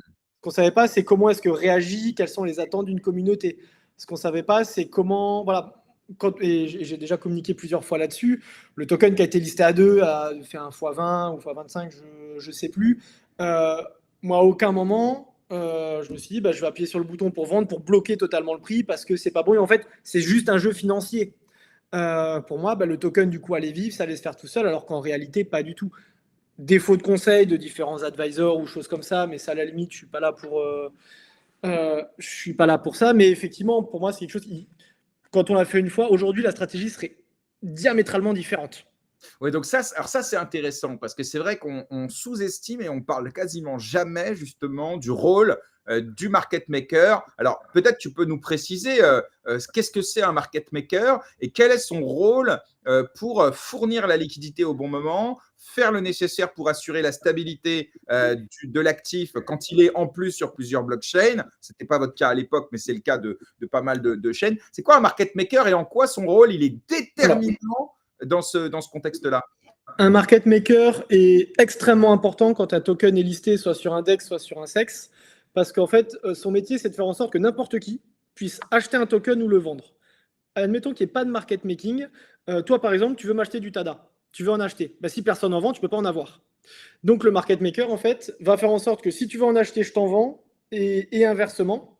Mais à tout moment. Donc ça veut dire que c'est aussi lui qui va choisir le prix. Si d'un coup il y a plus de personnes qui achètent, ok, il faut le faire monter pour équilibrer, etc. etc. Également, les échanges centralisés, Binance, KuCoin, etc., ont des contraintes. C'est-à-dire qu'il doit y avoir suffisamment de liquidité. Quand quelqu'un achète, il faut vite en remettre derrière. Le spread, c'est-à-dire l'écart entre l'acheteur qui achète le plus cher et le vendeur qui vend le moins cher, soit le plus petit possible. Quand il y a 3 exchanges, qu'on se retrouve avec un token à 1 euro un côté, à 10 euros sur l'autre. Quelque part, c'est les market makers qui vont faire en sorte que le projet soit accessible à un prix qui convient. Et également, si derrière, il faut vendre ou la fondation veut récupérer des tokens, faire du buyback out, que ce soit fait correctement, que ça attire les traders. Il y a énormément en fait, de choses à faire. Et ça, pour le coup, c'est quelque chose que malheureusement, et beaucoup de projets délèguent sans savoir, alors qu'en réalité, c'est essentiel. Et ça fait partie des erreurs que j'ai commises. Mais alors justement, je pousse encore mon questionnement. Dans le cadre de vos différentes activités de consulting pour d'autres projets, vous n'avez jamais été amené à recommander un market maker pour un de vos clients? Et auquel cas, d'avoir donc une shortlist des bons market makers et des mauvais. Vous n'étiez jamais sur cette discussion-là? Non, c'est pas du tout. On n'est pas du tout dans le même. En fait, les gens viennent sur Meria pour être listés, mais sur Meria, comme c'est il n'y a pas de market making directement qui est opéré sur Meria. C'est une plateforme où on achète directement. Il n'y a pas d'order Non, mais je book. parle de la H Consulting ou même de Hasher ou non? Rien du tout. Non. H Consulting, on connaît le nom des plus gros. En plus, à cette période-là, il commençait à y avoir des scandales. Donc, c'était même pas top de bosser forcément avec les plus gros. Donc, assez compliqué. Et donc là, non, pour le coup, on avait quand même bossé avec certains qui avaient une certaine renommée. Donc, on s'est dit, bon, voilà, on donne quand même les clés à des gens qui savent. Ok, c'est clair. Mais voilà, malheureusement, Alors, aujourd'hui, on le fait nous-mêmes, comme ça au moins,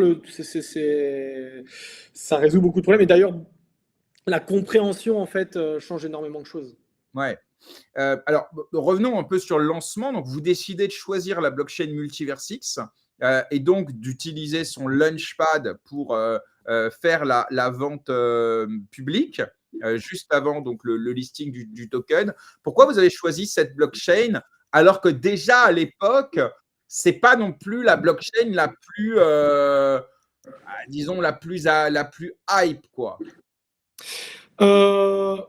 Alors, pour plusieurs raisons, sachant qu'à l'époque, on discutait aussi avec Avalanche, il y en avait 2-3 qui étaient dans le benchmark. Plusieurs contraintes, qui étaient des contraintes où on voulait être sur un launchpad parce qu'on voulait des users qui arrivent directement sur la plateforme pour avoir suffisamment d'users pour créer la donnée. Et anciennement Maillard, mais X-Launchpad qui a une bonne réputation. Je voulais un partenaire qui soit vraiment skin in the game, c'est-à-dire si ça se passe pas comme prévu et comme ça se passe jamais comme prévu, bah, que je puisse les appeler, qu'ils puissent m'aider. Et là, Multiversix avait une proximité avec la team et en plus, c'est un de nos principaux investisseurs.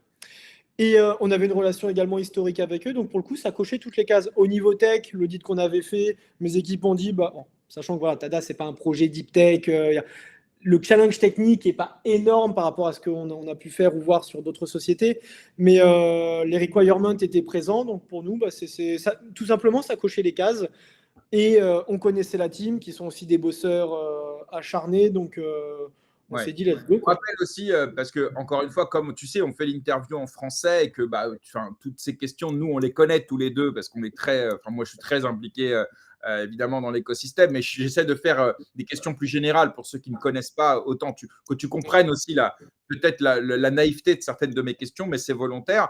Il faut savoir aussi que Asher a été l'un des ambassadeurs, l'un des influenceurs qui a poussé à l'époque Elrond, et c'est ce qui a créé effectivement cette proximité qui fait que pour vous, ça a été peut-être plus évident et plus facile de vous lancer en terrain conquis, entre guillemets, puisque la relation avec la team, la proximité était certaine, etc. Donc ça, on comprend bien. Le Launchpad se passe bien. Vous levez sans aucune difficulté les sommes attendues. Et après, effectivement, c'est vrai que le jeton va exploser en termes de prix. Donc, ceux qui ont réussi à se positionner, ils sont contents, tu vois. Sauf que très rapidement, évidemment, le jeton va s'effondrer. Et encore aujourd'hui, alors j'ai pas regardé parce que moi je suis pas un mec de chart et de price et tout ça, mais on voit dans les commentaires des gens voilà qui disent que quand est-ce que le token il pump, etc. Bon, C'est la question magique quand il y a un token. En fait, les gens regardent que le token, et et c'est normal justement, pour ceux qui ont investi, ça reste de la valeur. Donc, ouais. mais Mais donc, pour te poser la question, parce que ici dans l'émission, d'ailleurs, je le dis à ceux qui nous écoutent et qui peut-être pourraient être surpris de ça, on parle très peu du prix des tokens dans GM Web3, ni pour en faire la promo, ni pour les dénoncer. Ça n'a jamais été mon sujet, ni pour EGLD ou pour n'importe quel crypto. C'est pas mon sujet. Donc voilà, nous on parle des fondamentaux, les raisons, les explications, etc. Et après, le marché, il fait un peu ce qu'il veut des tokens. Mais là, pour le coup, le fait que ça explose et qu'ensuite ça dégringole sans jamais vraiment remonter, en tout cas à l'heure d'aujourd'hui, c'est quoi l'erreur originelle Tu lui dis, ouais, on savait pas, on s'est un peu loupé sur le lancement et tout. price action. On a laissé le prix monter à un demi-milliard de valorisation pour une app qui n'était pas sortie avec zéro revenu. Ça ne pouvait, enfin, c'est tellement décorrélé de la réalité que c'était en fait 100% de spéculation. À l'inverse, alors en plus, il y a eu sur les phases de redescente, pareil, le market making fait perdre de l'argent quand le token descend parce que du coup, ceux qui vendent, c'est la fondation qui rachète, etc. Donc, tu as toutes des mécaniques comme ça un peu compliquées. Ce qu'il aurait fallu faire, en fait, simplement, c'est contrôler, freiner la hausse en sortant de la liquidité. Ce qui pourrait permettre après de donner plus de liquidité pour soutenir ou de pouvoir du coup faire d'autres actions. Et toute cette manipulation-là, en fait, a été fatale pour le projet et nous a complètement pété le lancement. Alors pas juste parce que le prix est monté et redescendu, mais aussi parce que derrière, toutes les nouvelles personnes qui découvraient Tada, donc qui allaient un peu chercher, diguer, tu voyais que du négatif. Et ça, c'est très dommage, mais ça, c'est aussi très français. On va y revenir sur ça, c'est très important. Mais est-ce qu'à ce moment-là, dans les bureaux, chez Tada, quand le prix il explose, est-ce qu'on n'a pas aussi cet appât de dire allez plus haut, plus haut, plus haut? Ou est-ce que vraiment on est complètement déconnecté en voyant le chart? Ou est-ce que déjà assez rapidement vous vous dites, enfin, tu sais, comme le Titanic, tu vois, à un moment donné, tu sais que tu vas te le prendre, l'iceberg. Est-ce que tu te dis que le token, il va trop haut? Ou est-ce qu'on est, on est tellement content que le token pump? Moi, c'est ça, psychologiquement, comment vous gérez ça? Dans les bureaux, il y a de tout. Dans les bureaux, à ce moment-là, il y a de tout. Oh, je vais devoir faire une pause après d'une minute pour brancher l'ordinateur, sinon ça risque de couper. Dans les bureaux, il y a de tout. Il y a des personnes qui effectivement sont qu'est-ce qui va se passer? Ils font les calculs et tout. Il y en a qui disent ça commence à être bizarre. Il y en a un peu plus sceptiques comme moi ou comme moi qui disent bon, si le market maker dit rien, c'est que c'est cohérent. C'est également un moment où il y a énormément de travail. Donc, on a dû enchaîner quelques nuits blanches. Il fallait répondre du coup à tous les messages, la communauté. Il y avait des trucs de communication à préparer. Les invests demandaient du coup ce qu'ils pouvaient faire. on a fait une petite erreur technique au tout début, c'est-à-dire qu'on voulait essayer d'anticiper le moment du TGE. On avait envoyé des transactions à certaines targets qui devaient les avoir avant, et ça avait fait du coup un FUD où des personnes avaient dit, je crois qu'on avait parlé aussi sur ta chaîne, est-ce qu'il n'y a pas un scam du coup en cours? Donc on s'est dit merde, en fait, qu'il s'est passé ça. Donc on a dû aussi justifier beaucoup de choses. Alors 2 jours après, les gens ont vu que non, c'était pas un rug, on n'a pas disparu, mais dans la crypto, les tokens qui bougent avant, ça peut aussi faire peur. Donc C'était crainte un légitime. poste de Foudre qui avait vu, parce que c'est un analyste Ouais. on-chain, hein, il avait vu effectivement certains tokens avaient été alloués à certains wallets, etc. Oui, effectivement, je me rappelle. Mais donc, vous, ouais, dans tout ça, vous devez gérer un peu de FUD, l'excitation des marchés, l'attente de la commu.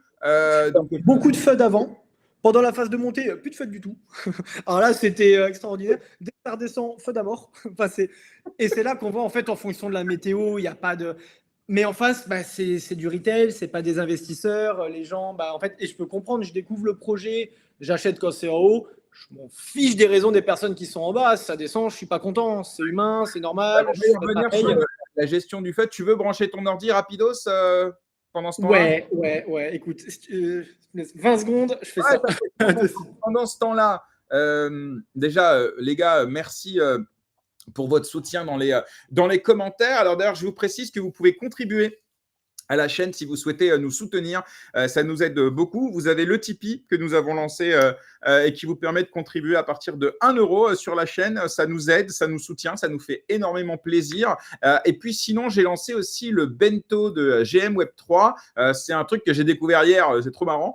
C'est un site sur lequel c'est un peu comme un Linktree, mais je trouve beaucoup mieux foutu. Et sur ce bento, vous trouvez tout en bas l'ensemble des adresses.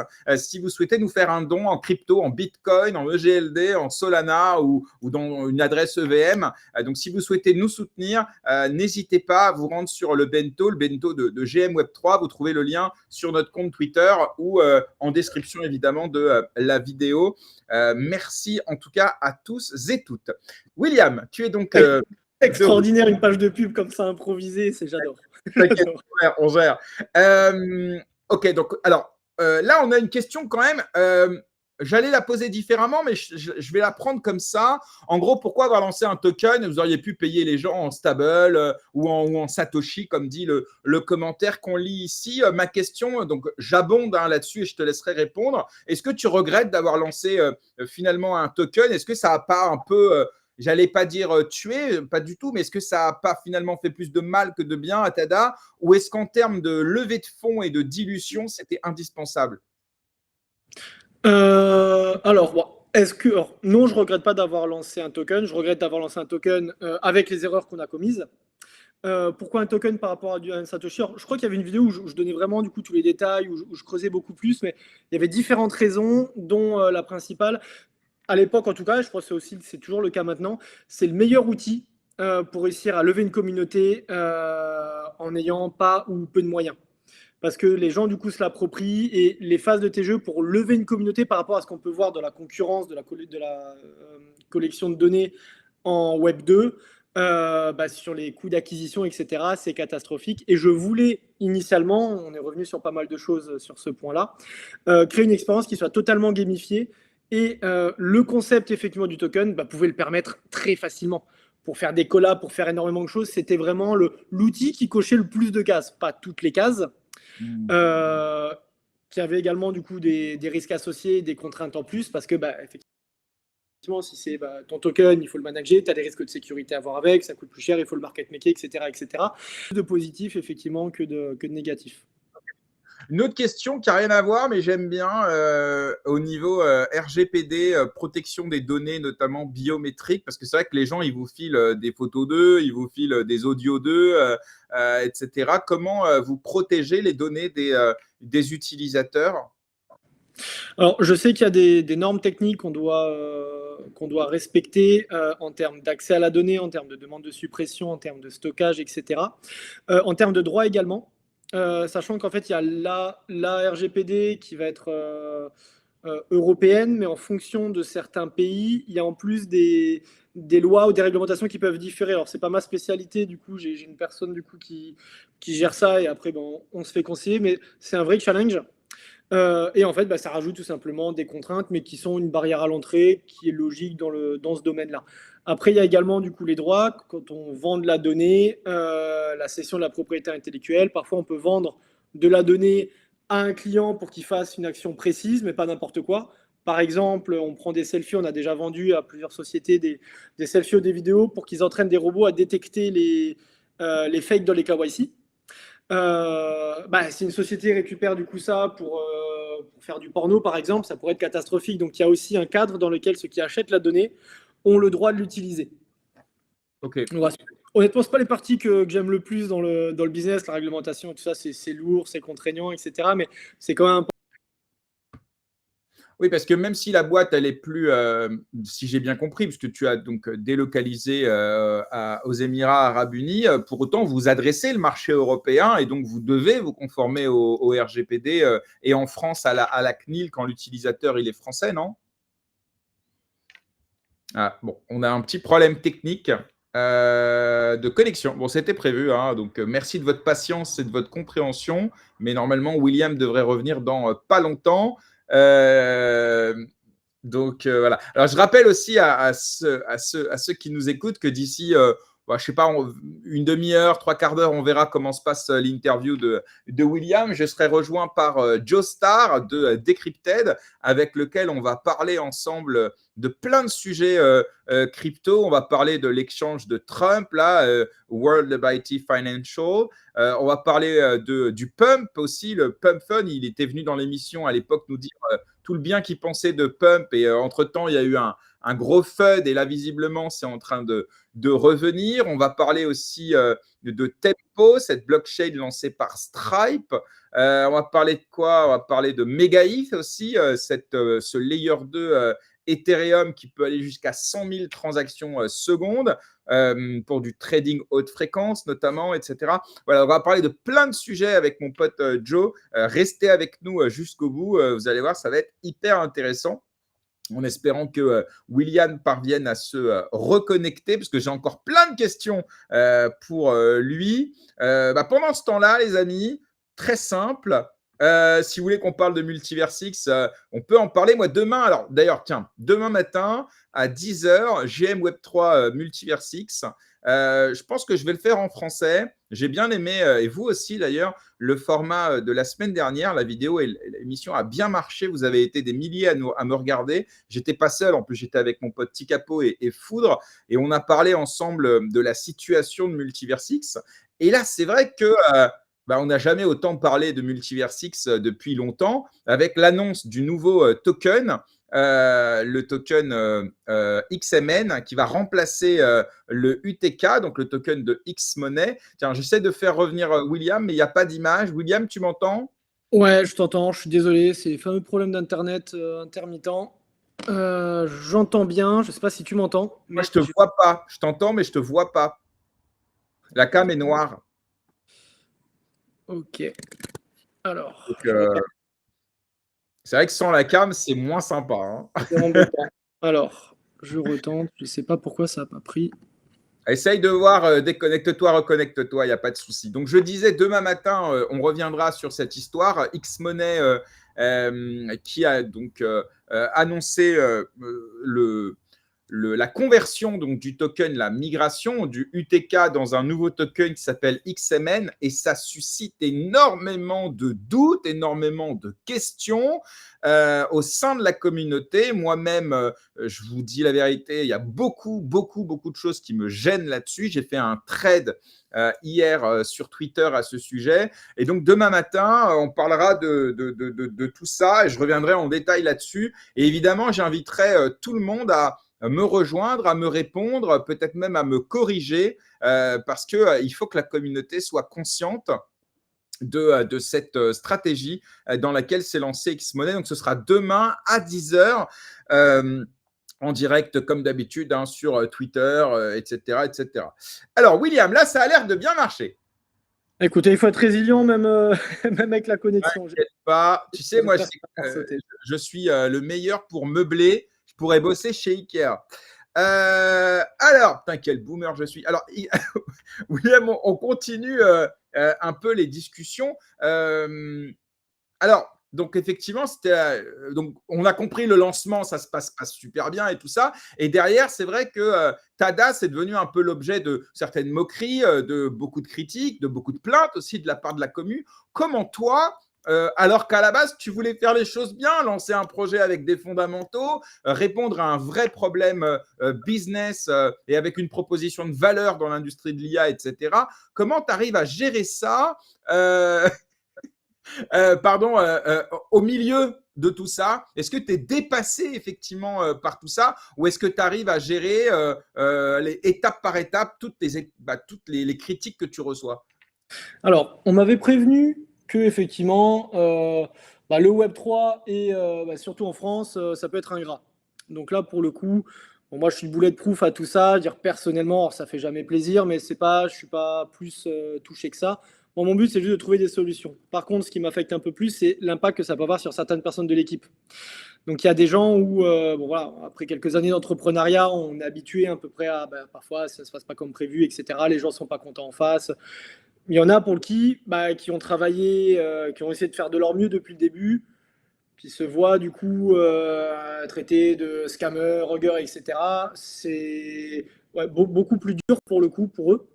Et après aussi, moi, ce qui m'énervait par contre beaucoup plus, c'était je voyais le business que je perdais à cause de ça. Et là, effectivement, que ce soit investisseur, KOL ou autre, quelqu'un qui arrive, qui découvre Tada, qui regarde vite fait ce qui se passe sur Twitter et qui regarde, qui dit bon, là aujourd'hui, ça va être compliqué ou ça va être plus cher. Donc, ça m'a vraiment embêté. Et certains VC nous ont dit vous n'auriez pas été français, on aurait bossé avec vous. Donc là, pour le coup, c'est beaucoup plus. Surtout que certains, et effectivement, il y a une partie des haters de la communauté du coup d'Owen qui se sont dit en fait, on va trouver une occasion pour essayer de taper sur Owen. Donc ça, c'est en fait décevant. C'est vraiment plus décevant, surtout que voilà, on est encore un an et demi après, on continue à se battre, à essayer de trouver des solutions, tout se passe pas comme prévu, et qu'on voit à côté des projets qui ont déjà lancé 4 coins, qui les ont jetés, puis pas de problème, quoi. Donc c'est vraiment. Mais il y avait une anecdote qu'on m'avait partagée justement dans le moment-là, que j'avais dit c'est pas faux, c'est on tape toujours sur le clou qui est droit, quoi. Donc tu es là, tu docs, tu veux faire les choses bien, tu partages, etc. On était quand même à un moment donné où dans le lancement, on nous reprochait de ne pas avoir assez de clients, etc. Je connaissais aucun autre projet qui avait lancé un token qui parlait de clients à ce moment-là. C'est vraiment t'es le monde à l'envers. Mais bon, de toute façon, on est habitué à ce que ce soit compliqué, donc on continue. Et honnêtement, si je continue à pousser également, c'est parce qu'il y a des gens de la communauté qui nous ont fait confiance depuis le début, dont certains, j'ai vu quelques noms passer, etc. C'est vraiment du coup pour eux, pour le projet que je le fais, quoi. Non, en réalité, j'aurais arrêté. Oui, d'ailleurs, J'aurais arrêté, mais je vais aller au bout, quoi. j'allais te poser la question, est-ce que tu as déjà pensé, non, non, pardon, je t'en prie, est-ce que tu as déjà pensé justement à abandonner, à dire, tu sais quoi, en fait, le Web3, ou en tout cas, gérer un token avec une communauté, avec les points positifs, mais aussi les aspects négatifs. En fait, ça me saoule, je vais retourner à Vivoca de plus confortable. Est-ce que tu y as pensé? Alors, tu m'as dit que oui, un peu, mais la communauté a ouais, retenu alors, ou... sur des moments de colère, dire si personne n'est content, Faire, à la limite on arrête, qu'ils aillent tous se faire foutre. Mais, ouais. sur un moment de colère, comme avec tous les fournisseurs qui sont des gros partenaires avec qui je me suis déjà engueulé, etc., à aucun moment, du coup, sciemment, j'arrêterai sans avoir tout donné. Ça ne veut pas dire qu'on va y arriver, ça ne veut pas dire qu'il n'y a pas un risque qu'on se plante totalement. D'ailleurs, j'ai dû passer par une phase, on a dû drastiquement du coup réduire l'équipe, essayer de se renouveler. On a Killa pour sortir la plateforme. On a essayé du coup de sortir énormément de solutions. Au début, les gens nous disaient multiversix. Bon, on a essayé d'aller sur Solana, on a essayé d'aller sur d'autres. L'herbe n'est pas forcément rose non plus, du coup, enfin plus verte, je sais pas pourquoi je dis rose, ailleurs. Donc voilà, je me dis que ça fait partie de l'apprentissage et dans tous les cas, on continue à se battre pour essayer de trouver des solutions encore aujourd'hui, pour essayer, en fait, simplement économiquement, d'essayer de donner une trajectoire qui soit cohérente. Et alors, autre question, est-ce que, comment la formuler bien comme il faut? Est-ce que Owen, il en a déjà, pas voulu, mais est-ce qu'il a déjà regretté? Faudrait lui poser à lui, mais Ah non, mais regretter, on a regretté. non, mais D'ailleurs, est-ce que Owen a lui, fait son plus long disclaimer la vidéo qu'on a fait ensemble, la grosse vidéo, Oui. il a fait le plus long disclaimer qu'il ait jamais fait, en mettant bien le cadre, en expliquant bien, en disant voilà, c'est le projet de mon frère, je fais la communication, je suis directement du coup associé. Au moins, il n'y a pas de surprise. On l'a lancé assez tard. On a vraiment essayé de faire en sorte que ce soit le plus clean possible. Et malgré ça, bah, en fait, les gens, et c'est normal. Il y a un message qui est passé qui est assez juste. Il y a peu d'éducation financière du coup en France et il y en a quasiment pas du coup en crypto. Ça reste un écosystème où il y a beaucoup de gamblers. Donc on aurait su tout ça, on aurait dit bah, on aurait soit pas lancé de token, soit pas lancé du tout, soit bien évidemment fait les choses différemment.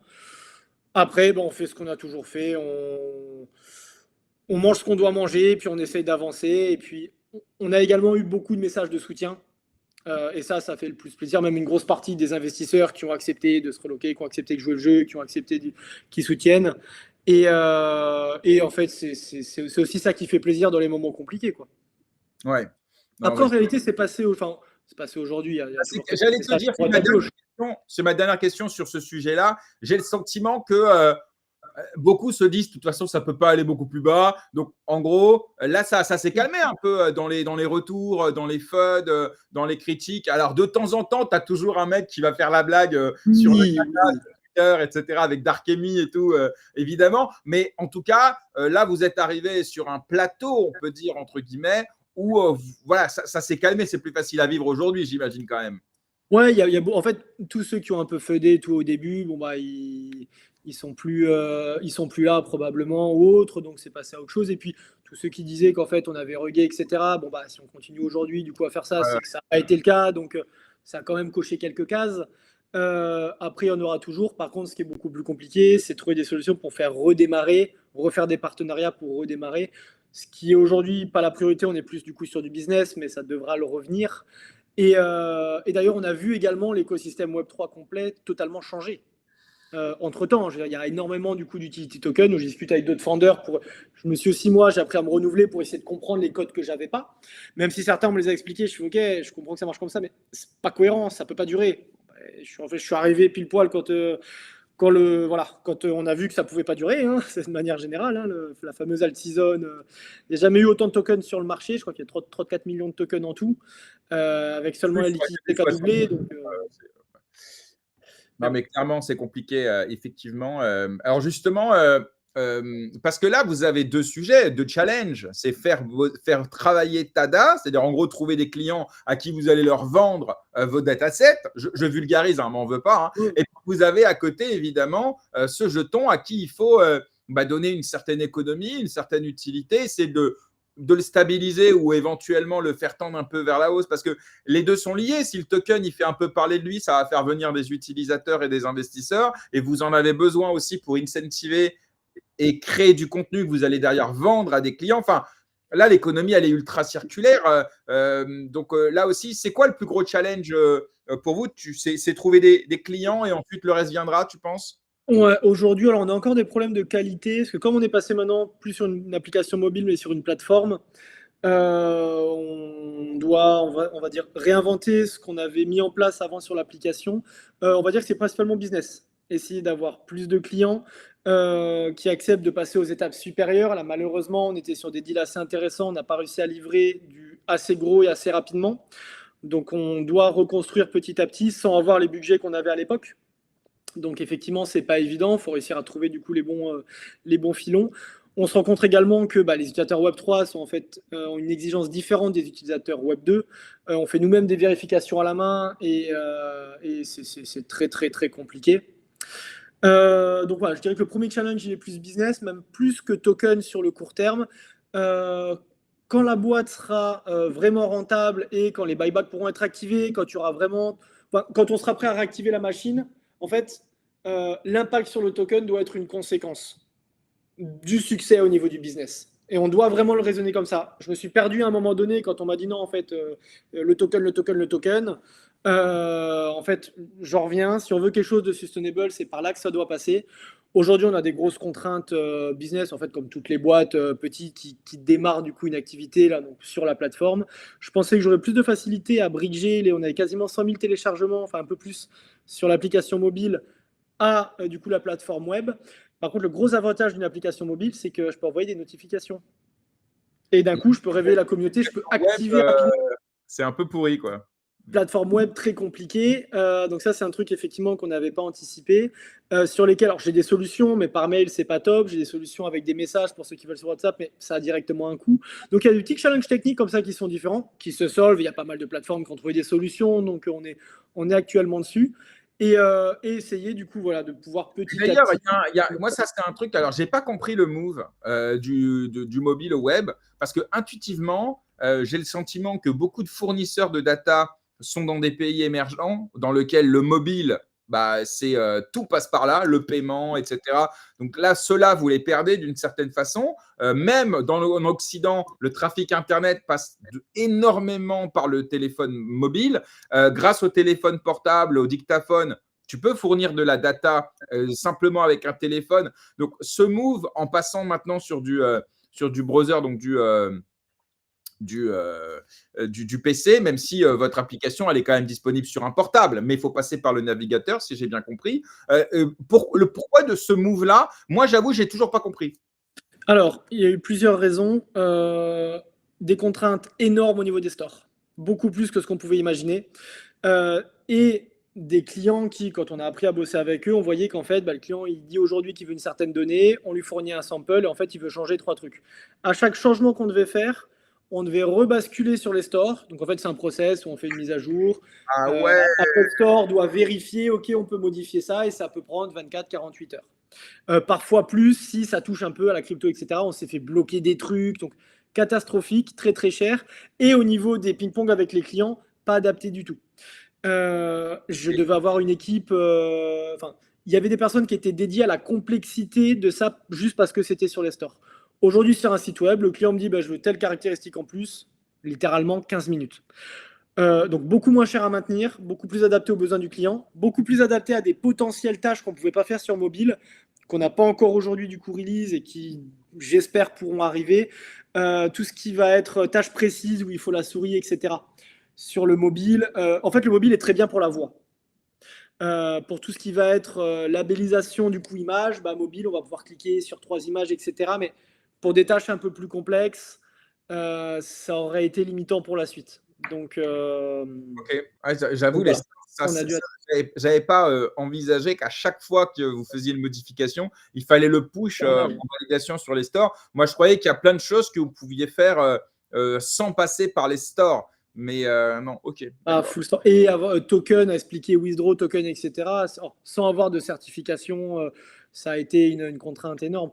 On a réussi, on va dire, la prouesse de livrer quasiment en temps et en heure l'application. Par rapport à 2 ans et quelques de développement, je crois qu'on a dû avoir, je sais plus, 2 semaines de retard ou un mois, à cause des stores. J'étais fou. J'étais fou. Je comprends. Mais bon. Donc là, le challenge pour vous, c'est d'arriver à migrer votre audience app vers le site internet. Ouais. Ouais, ça, et essayer de trouver du coup des jobs qui soient le moins possible liés à une personne ou à une caractéristique. Par exemple, si je veux des voix de personnes entre 30 et 40 ans qui parlent français, tu peux la faire. Par contre, si c'est entre 50 et 60, tu peux pas. Moi, mon objectif, c'est de trouver une tâche que n'importe qui puisse faire. Donc ça, c'est le truc idéal parce que tout le monde peut y répondre. La qualification d'image ou ce genre de choses. Par exemple, ou de la collection, prendre en Mais photo un arbre. mais c'est moins cher, ça. C'est moins cher. Mais mon but aujourd'hui, c'est de pouvoir avoir suffisamment de tâches du coup pour tout le monde. Et également, donc là, on bosse avec beaucoup de partenaires comme Shape par exemple, qui sont des gros collecteurs de données et qui sous-traitent à des organismes comme Tada certaines tâches assez spécifiques. Moi, mon but, c'est de pouvoir être suffisamment crédible pour dealer avec les clients finaux. Comme on en a eu certains, mais on n'était pas capable de livrer assez rapidement assez de quantité. Ok. Revenons sur un autre sujet dont on a un peu parlé dans l'émission, mais c'est important, on en parle souvent d'ailleurs ici, c'est le choix subi souvent de quitter la France pour aller s'installer ailleurs pour des raisons. Ça peut être fiscal, ça peut être réglementaire, ça peut être sécuritaire. Toi, tu as fait le choix avec Tada justement de déménager aux Émirats arabes unis. Pourquoi? Et est-ce que tu regrettes ou finalement pas du tout? Alors, non, enfin Bouger dans ce pays-là, pas du tout. Bouger, bah, en fait, à refaire, j'aurais su que je pouvais pas le faire en France depuis le début, j'aurais peut-être pas fait Tada. Mon but, c'était pas du coup de partir, c'était de rester. En plus, on avait tout préparé pour le bull run dans les locaux, etc. C'était parfait. Donc non, ça a vraiment été une contrainte pour des raisons de régulation. Je crois que je l'avais déjà expliqué, mais grosso modo, on avait des contraintes à lancer ça en France et en Europe. Certaines qui étaient liées au token, on nous demandait d'être Opsan. D'autres qui étaient liées à la nature de notre métier, de la collection de données, microtasking. Par exemple, bah, tu vas sur la plateforme, tu lis une phrase, tu peux gagner 5 centimes. Bah, du point de vue du gouvernement, ils peuvent dire, mais en fait, il suit une instruction, il est rémunéré, c'est un travail. Si c'est un travail, il faut un contrat de travail. Ou alors, il faut qu'il facture. Rentrer dans des choses qui sont tout simplement pas jouables. Donc, j'avais des investisseurs qui étaient vers Dubaï et qui m'ont dit, bah, écoute, à Singapour est pas mal. On avait aussi étudié la Suisse, on avait étudié Abu Dhabi, et puis au final, bah, on a dû fast-tracker ça en quelques semaines. Ça a été un choc pour les équipes, ça a été compliqué, et puis surtout que bah, d'ailleurs, on avait littéralement les bureaux en face, il y avait un bâtiment, on habitait tous dans le bâtiment. Tu vois, c'était vraiment militaire, quoi. Mais bon, ça fait aussi partie des imprévus de l'entrepreneuriat. Donc, on a le choix entre abandonner ou essayer de trouver des solutions, ou également se mettre à risque. J'aurais pu le lancer en France, mais là, pour le coup, j'avais des risques même personnels à prendre parce que bah, quand on ne respecte pas certaines réglementations, ça peut être compliqué. Puis ça, je ne joue pas avec ça. Ouais. Parce qu'en fait, le modèle que voulait imposer la France, c'était un modèle un peu à la Uber. C'est-à-dire que tu vas recruter tes chauffeurs un par un, à qui tu vas faire signer un contrat, etc. Et ils voulaient que tu fasses pareil avec Tada, en gros. C'est ça. Alors ça, c'était une des 7 contraintes. On en avait 6 autres. Par exemple, on nous demandait d'être Opsan parce on nous avait dit, vous faites de la custody. On dit, mais vous faites custody avec Tada. Bah, si, avec votre déposit, il y a une petite caution quand tu fais une tâche pour être sûr que tu fasses pas n'importe quoi. Ah oui. Je vois ce que c'est du coup le custody, les réglementations côté Meria, où c'est légitime et ça coûte une fortune. Pour Tada, ça aurait même pas été finançable. Donc, Ouais. C'est fou, ça. alors, C'est fou, ça. j'ai pas fait gaffe, je vais avoir une petite contrainte horaire, j'avais pas vu, il faut qu'on arrive à wrap up. Dans J'avais combien de pas- temps? Il y a 1 minute. Ok, d'accord. J'aurais dû te prévenir avant, mais en fait, C'est pas grave. comme le Alors, créneau du coup. non, mais il n'y a pas de souci. En vrai, moi, je m'adapte. J'avais une dernière question. Tu as 2 minutes? Vas-y. Ouais, vas-y. Je me suis baladé sur une question amusante. Je me suis baladé sur ton LinkedIn et j'ai vu que tu as cofondé en novembre 2024 une boîte qui s'appelle Zero Spread et qui consiste justement à accompagner des projets crypto, Web3, etc. dans leur lancement, leur go-to-market, leur token, leur truc et tout. Et c'est vrai qu'après le lancement de Tada, qui lui a été assez compliqué, comment tu arrives à faire de ce lancement un argument commercial? Comment tu arrives à gérer ça? Ça ne va pas être simple. Ah, mais c'est le meilleur argument possible. Euh, Bah, c'est un besoin, j'en ai fait les frais. Ouais. Ça a été créé par des builders, pour justement montrer les déviances qu'il y a dans ce système, comment est-ce que ça se passe. Et pareil, je ne pointerai pas du doigt, on fera peut-être des articles dessus, etc. Mais il y a des projets qui se sont fait laver avec des systèmes comme des load options, etc., où les market makers ont pris des centaines de milliers d'euros, voire des millions, et les projets se retrouvent en PLS sans comprendre pourquoi. Donc, en fait, voilà, à la base, c'est le nom qu'on a donné en fait à ça, comme on a commencé à faire nous-mêmes en interne. En fait, j'ai bossé avec plusieurs market makers quand ça allait pas bien. J'ai vu que tout le monde était à peu près pareil. On a commencé à le faire pour nous-mêmes. Puis j'ai commencé à discuter avec d'autres founders qui m'ont dit, bah, nous aussi, on a ces problèmes-là. Puis j'ai commencé à les aider. Et après, bah, du coup, naturellement, ça s'est fait. Alors, c'est un petit truc, mais qui, pour le coup, pour moi, peut résoudre un vrai pain point qu'il y a dans le domaine du Web3. Et il faut des choses de manière très transparente et qui, tout simplement, accompagnent vraiment les projets. Aujourd'hui, il y a des SEX, il y a des launchpads, il y a des agences marketing, mais le market maker peut être un des seuls organes qui peut créer de la valeur plutôt qu'en faire perdre du coup à un projet. Pour moi, pour vraiment les projets futurs et anciens qui veulent vraiment faire la différence et avec une vision très long terme, je pense que ça va être un élément essentiel. Ok, hyper intéressant. William, merci d'être passé sur la chaîne. C'était un plaisir. On va te souhaiter plein de belles choses pour la suite. Merci pour l'invitation. Avec grand plaisir. Prends soin de toi. Et puis, bah, à très vite. Salut. Également. À bientôt. Au Ciao. revoir. Bien, j'espère que vous avez passé un bon moment.